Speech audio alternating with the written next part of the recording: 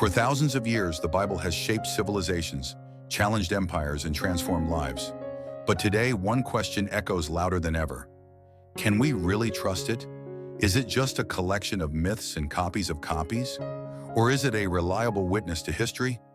A guide that still speaks truth today? Join us on a journey across deserts and centuries, from ancient manuscripts hidden in Egyptian sands to the words that claim to change eternity. This is not just about ink on pages. It's about trust. It's about truth. It's about Jesus. What is the Bible? Origins and composition. The Bible is not just one book. It's a collection of books. Think of it like a small library, written over 1,600 years by about 40 different authors, across 3 continents and in 3 languages. The Bible is often thought of as one book, but in reality, it's a carefully assembled library of 66 different books written over a span of more than 1,600 years.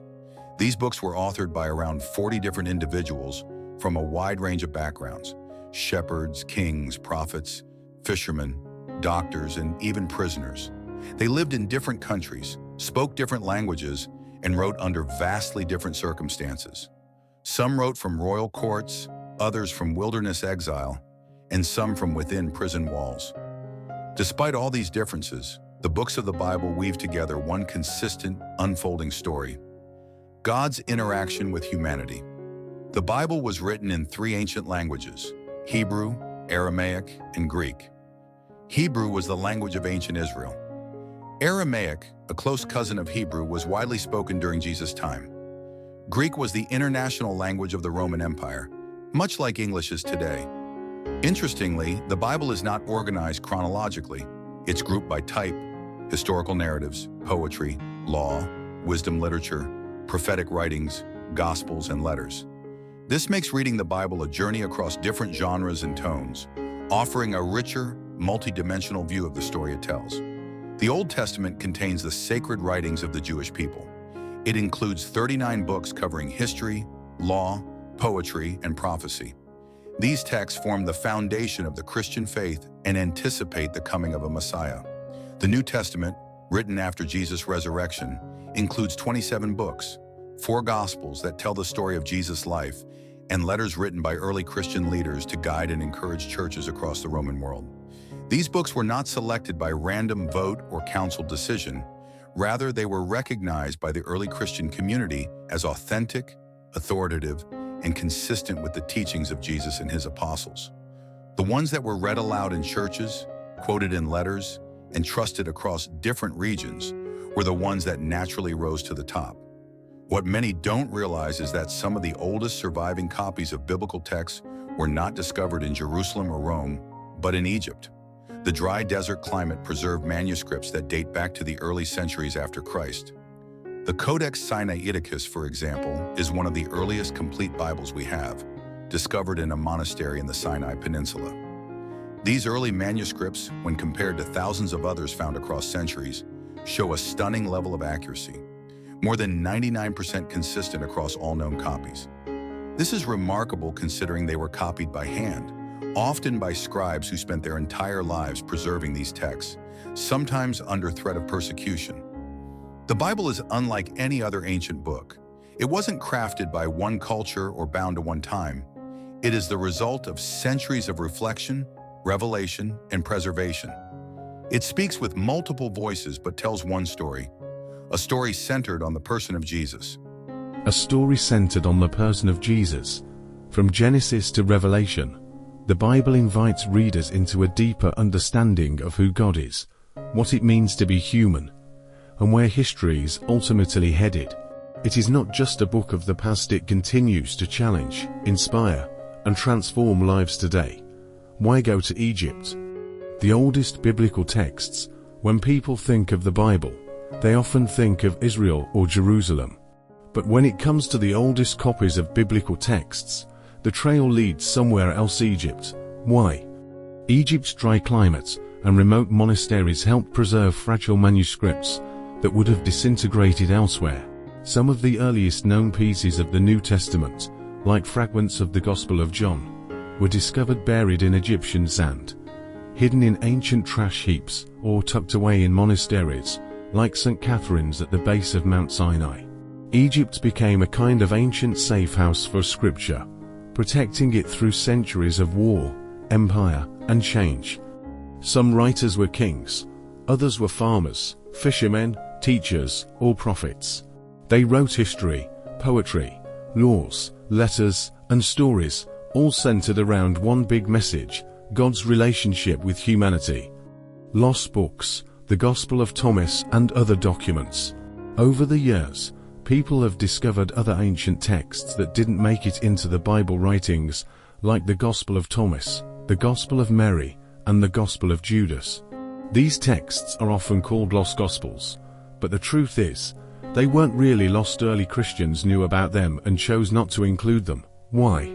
Because most of these writings came much later than the eyewitness accounts, often filled with teachings that didn't align with Jesus' message. For example, the Gospel of Thomas, found in Egypt in 1945, reads more like a mystical puzzle than a historical account. While these writings are interesting and tell us a lot about early spiritual ideas, they don't carry the same historical weight or connection to Jesus and the Apostles as the books in the New Testament. El-Khazar, how ancient texts survived against the odds. In the remote village of El-Khazar, time feels like it has stood still. Hidden among its crumbling mud brick walls are echoes of a time when scribes and scholars worked quietly, copying sacred texts by hand. The survival of these manuscripts is nothing short of miraculous. They faced harsh weather, political invasions, and cultural shifts, but they endured. Why? Because communities cared enough to hide, protect, and preserve them. In places like El-Khazar, we see how ordinary people played a role in keeping extraordinary truths alive, often without fame or recognition. Behind the scenes, filming in Egypt's extreme conditions, capturing the beauty and weight of Egypt's ancient biblical history is no small task. The filming team faced scorching temperatures, sandstorms, and long drives across desert roads. Equipment had to be protected from heat and dust, and schedules constantly adjusted due to local realities. But what made it worth it was the privilege of walking where ancient scribes once walked, of touching the same stones that once held sacred words, and of connecting the modern world to a much older story that still speaks today. Why were some books left out? Gnostic writings explained. Many people wonder why certain books like the Gospel of Thomas or the Gospel of Philip were left out of the Bible.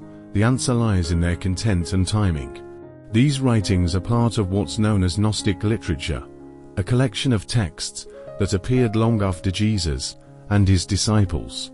Gnosticism taught that salvation came through secret knowledge, not faith or grace, and often portrayed Jesus more like a mysterious spirit than a real, historical person. Early Christians rejected these ideas because they didn't match what Jesus actually taught or how he lived.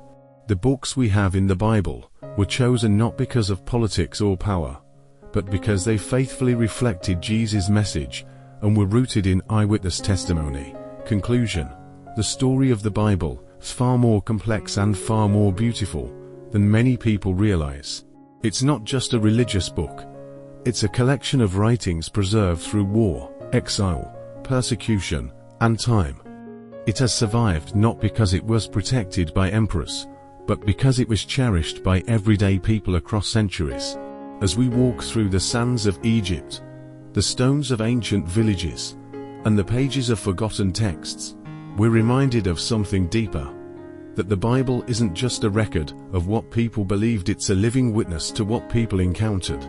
And at the center of it all, the question that still matters most: can I trust the Bible? And if so, what will I do with its message? The Bible is made up of two main parts: the Old Testament. These are the Jewish scriptures, written before Jesus. The New Testament, these were written after Jesus' life, death, and resurrection, by his followers and early church leaders. The books weren't randomly picked or voted in. They were recognized by early Christians as trustworthy, connected to Jesus and his first followers, and used in churches for teaching and worship. So, the Bible isn't just ancient writing. It's a carefully preserved message that people across history believed came from God Himself.